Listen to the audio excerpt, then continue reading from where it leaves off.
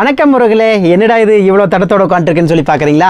நிறைய பேருக்கு பார்த்தீங்க அப்படின்னா சீயக்காய் கொடுத்துருந்துங்க. நிறைய நண்பர்கள் வந்துட்டு சகோ இதுலேயே வந்துட்டு மதிப்பு கூட்டி ஹெர்பல் சீயக்காயாக கொடுங்க, சீயக்காய் காட்டிலும் நிறைய விதமான மூலிகைகளை போட்டு பண்ணக்கூடிய சீயக்காய் வந்துட்டு நிறைய பேர் கேட்குறாங்கன்னு சொல்லிட்டுங்க. ஒரு அக்கா சொன்னங்காட்டிக்கு வந்துட்டு அந்த முறை எல்லாமே பின்பற்றி பார்த்தீங்க அப்போ இன்றைக்கி வந்துட்டு ஹெர்பல் சீயக்காய் அரைக்க போகிறேங்க.